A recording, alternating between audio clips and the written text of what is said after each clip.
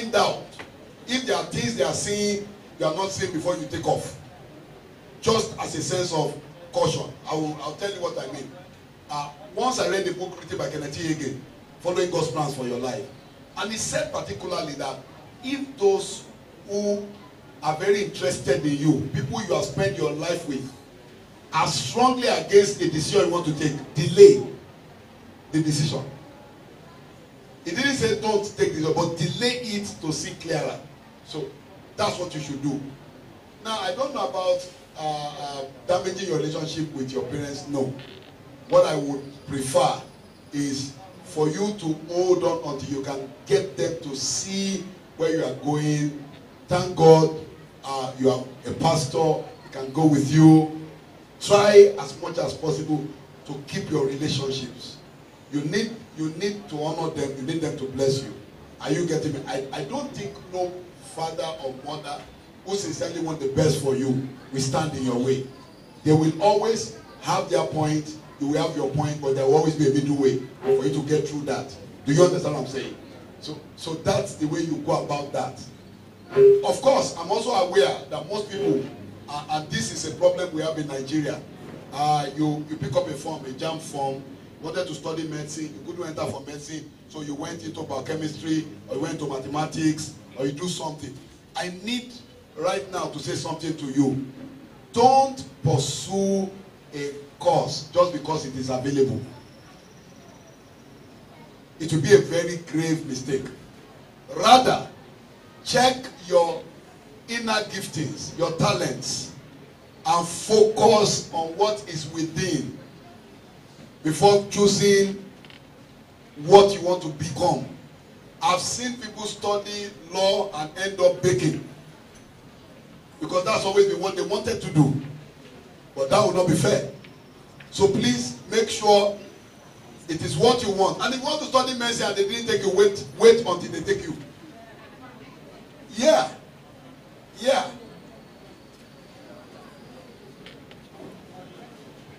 What was the last question? I didn't.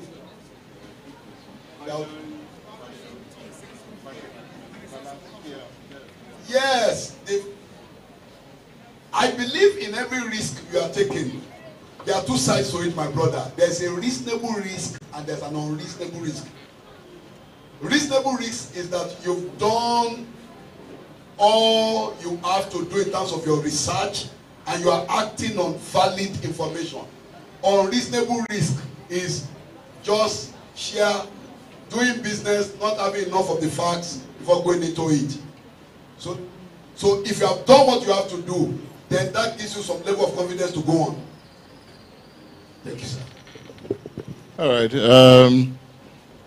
There's always a fear.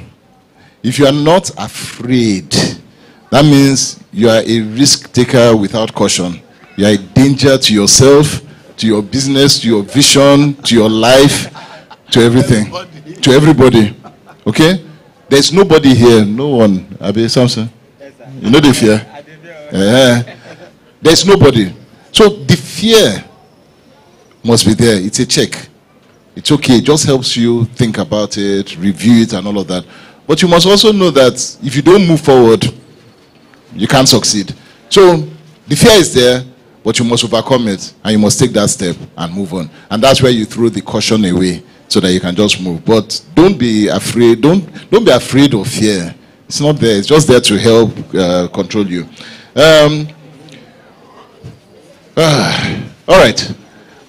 Passion and zeal. When people don't appreciate you and they don't look, people are not there to appreciate you. First of all, your passion and your zeal are things for you. They're things for you. They're things to help you move forward. It's not for someone to appreciate you for. Okay, it's for you. Where a lot of people miss the point on the passion and the zeal is that passion alone without every other thing is not going to carry you anywhere. Waste of energy. A real waste of energy. So you can be very passionate about the wrong thing. Very passionate about the wrong thing. So don't carry passion alone. Don't carry passion alone. Okay, don't. Don't carry zeal alone. Paul was zealous for the very wrong thing. He was killing Christians. Very zealous. very zealous and passionate about what he was doing, but it was the wrong thing. Okay, so you have to frame it properly and all. So you might be passionate and people are not appreciating it because the passion that you are doing is not making a difference in their life. What you are so passionate about is a nuisance to them. Do you understand? It could be. That's one. I'm not saying that is the case, but it could be. It could be. So always reflect. What I am giving, what I'm putting out, is it needed? Is somebody willing to pay for it? Is it addressing a need that somebody has or a community has? Now, if you're addressing somebody's need, like I said, when somebody asks that, how can I help you succeed? You're addressing that person's need. Once you're addressing someone's need, they will not take it for granted. Yeah. They will not take your passion uselessly. Yeah. So you must be wise about the passion. Always look, what I'm doing, how is it impacting, how is it affecting somebody? I think I want to go back to one question about finding gold in the gutter, which I missed, so I can use that. Can I answer that question? Yes. All right. Okay. So, what is it? It's usually said that a prophet is least respected or honored in his own house. Okay? We have so many things that come so easy for us in Nigeria that we don't see it as value. And that's the thing, we're too comfortable with it. So, now it depends on how you see it.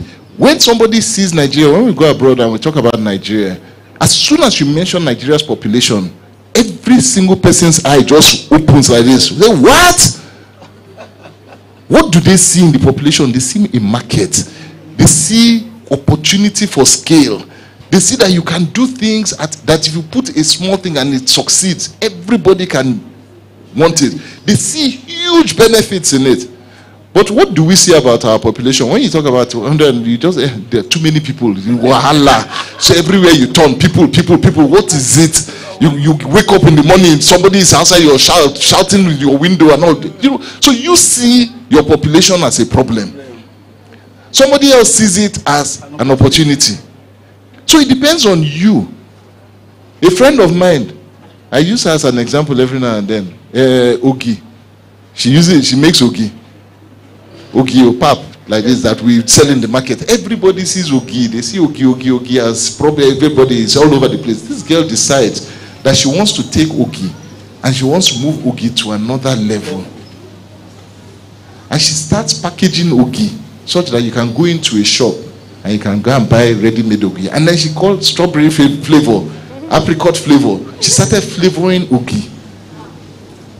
Today she has written a book on Ogi. She's gone abroad on Ogi. They've carried her to different places on Ogi.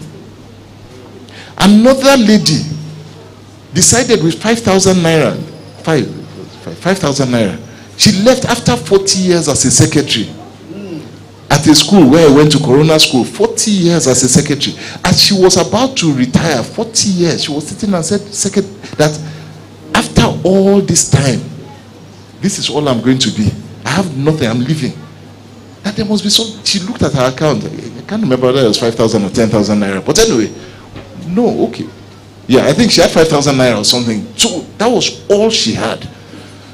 And she now said, so my life is going to end like this. I have made no impact, nothing. I'm going to leave. And all they will give me is one plaque for long service award. And so she started thinking, that what can she do? The Holy Spirit said to her, what do you have in your hand? She looked at it, said 5,000. I can't remember whether it's 5,000 or 1,000. I can't remember. But anyway, said, what can you buy with it? Said nothing. Said, you must be able to buy something. I think it's 1,000. What can you buy with it? So go to the market. She went to the market, bought beans and all of that. Washed the beans, made moi moi. She started selling moi moi. She took the moi moi. Somebody was asking, where do I find money when they don't appreciate me and all of that. Took it back to her school. You always go back to the places that are familiar with you.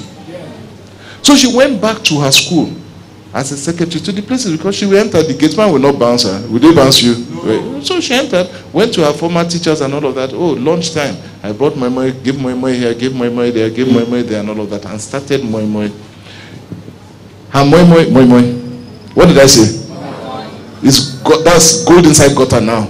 Yes. Abi? Yes. Moi moi, everybody will make moi moi, you eat moi moi, you go to party, they make moi, you don't value the moi moi, this one is too peppery, this one is all kind of moi moi is gutter. Moi moi, the first black woman of Nigerian descent to make moi moi in the White House that Obama ate was her.